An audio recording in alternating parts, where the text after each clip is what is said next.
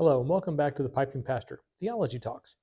Today, as I have previously mentioned, we'll be discussing theological anthropology, or more to the point, human evolution.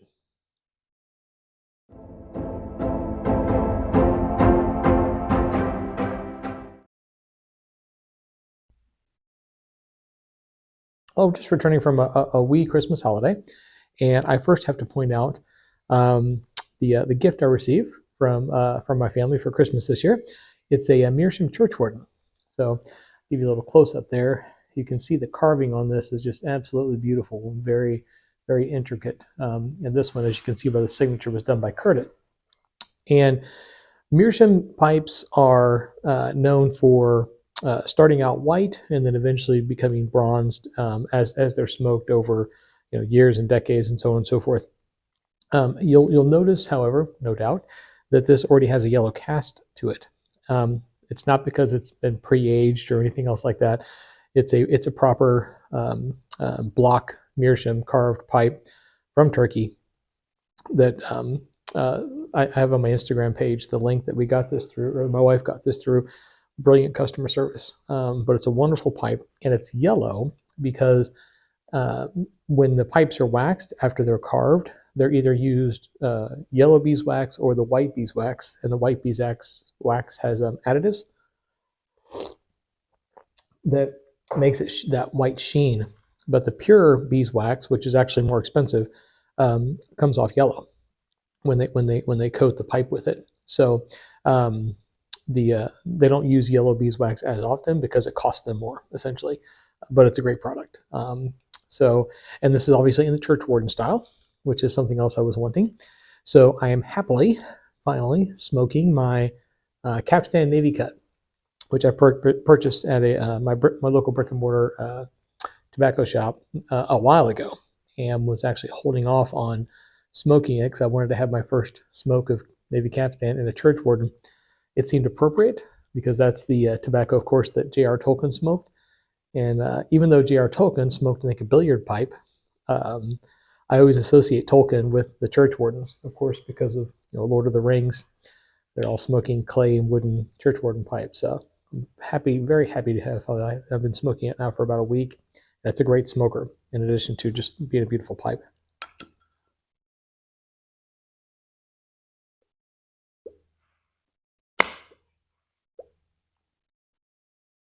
I'm also today, in terms of an ensemble, pink and green, which for those of you with an Army background, the pink and green combo will be might give you a little bit of a smile.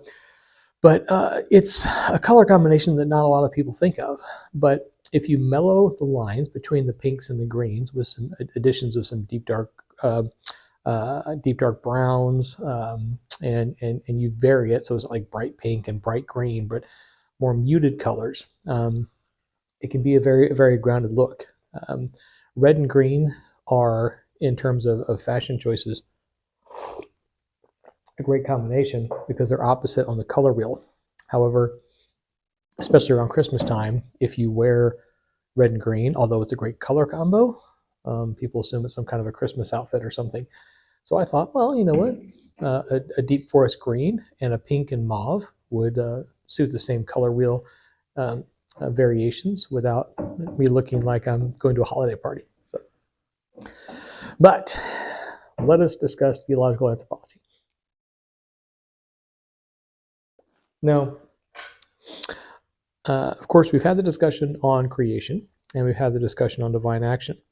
So when it comes to theological anthropology, or the evolution of humanity, if you are of thought that the earth is 9,000 years old and Genesis 1 and 2 is a literal interpretation of creation, then you don't need a theological anthropology.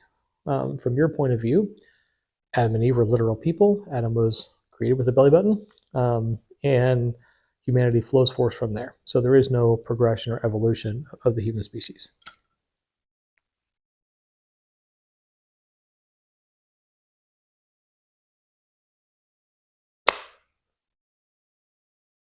In point of fact, if you follow along that line of creation theory, then there's actually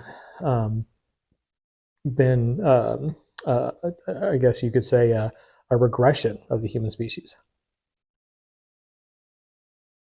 because we went from being able to have lives measured in centuries to lives measured in a century. Now, the problem with that, for evolutionists in any case, is that that understanding of human evolution, if you will, or human de-evolution, is that it fits with the third law of thermodynamics. The third law of thermodynamics, of course, states that everything descends from order into chaos. So it wouldn't make sense necessarily that our ages would go up rather than down. We shouldn't progress forward. We should be, falling back on ourselves.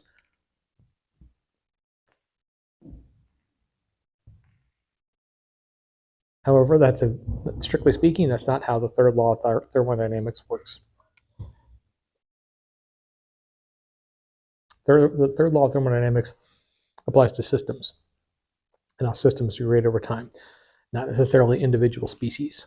And whether one refers to it as a progression or a regression based on intellectual capacity, age, so on and so forth, is really up to interpretation. So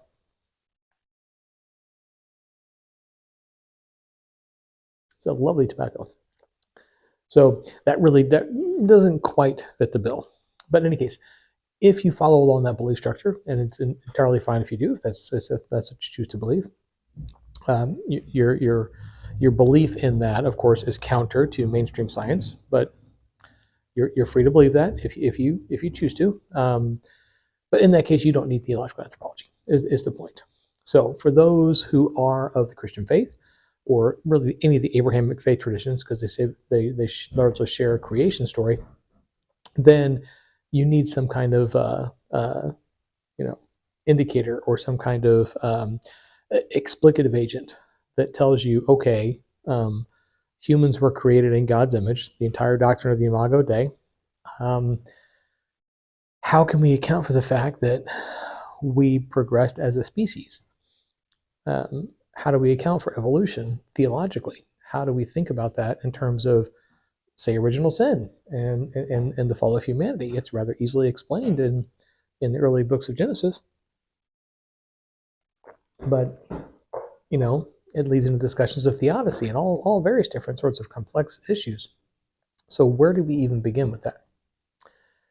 Well, you can still, in the same way we deal with creation, believe in the progression of the human race and still believe that we are a special creation of God. And when I say special creation, I want to make it clear here that we're talking about the Imago Dei, humans being created in the image of God. Now, for my animal rights activist friends and so on and so forth, the Bible does indicate that animals have nefesh hayah, which is a type of soul or spirit. But it's demonstrably evident that although other species may play a vital role in the ecosystem and be incredible wonders of creation, and they may be intelligent and worthy of respect and all these various different things, at the end of the day, the human species is singularly important. And I say that without, arrogance and, well, of course, we're the best, we're the top of the chain, so on and so forth. You can see it. Dolphins may be intelligent and have a method of communication. They're not building universities, okay? We currently live in the epoch of the Anthropocene. This is the only time since the formation of our planet that a single species has had the power to affect geologic change. No other species has, can, or is able currently to do that. And it doesn't look like they will anytime soon.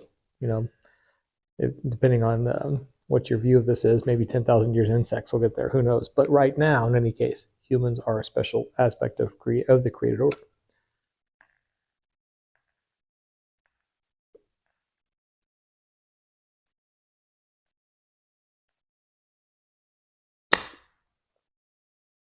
Lovely tobacco, but a bit wet.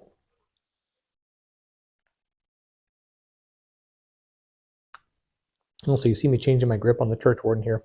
Because it's a meerschaum and it's got the coating on it, as the bowl heats, and this is a straight Virginia, so it gets quite hot. As the bowl heats, I don't want the my hot hands on there, marring the beeswax finish. So I switched to a stem hole.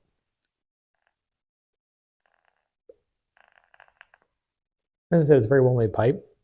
So it's not burning my hand, even when the bowl does get really hot, but I can feel the heat from my hand and the heat from the pipe together. So in an effort to not get my fingerprints marring the wax finish, I move my hand.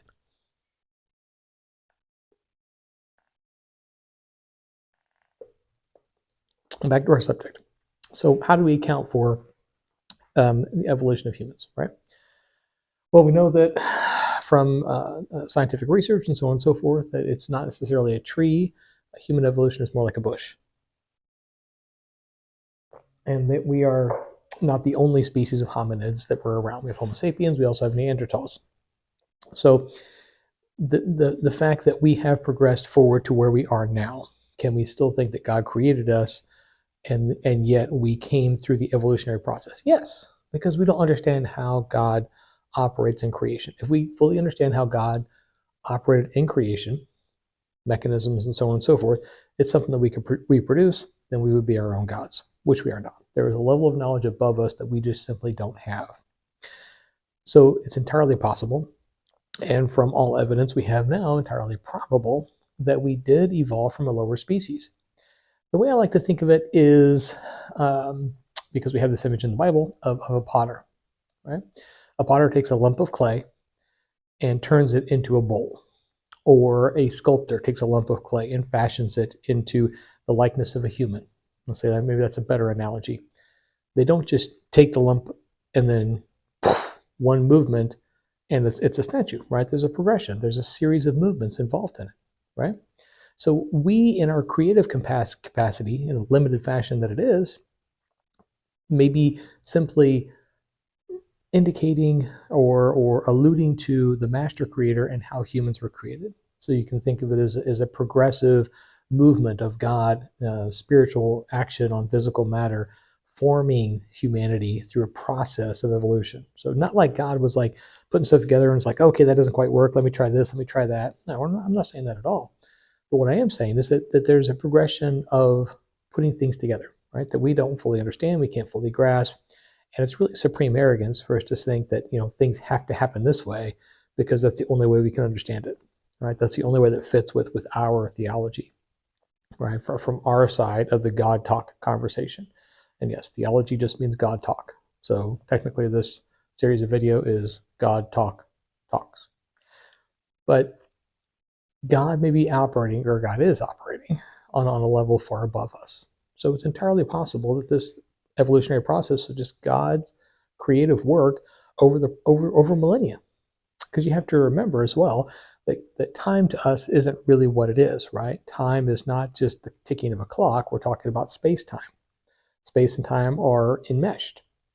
So you can't be somewhere without also being somewhen. God does not exist apart from those laws that God has created, but within and through, pervasive in those laws. So God is both everywhere and every when. So if you think about time as a huge block, God pervades the entire block of time.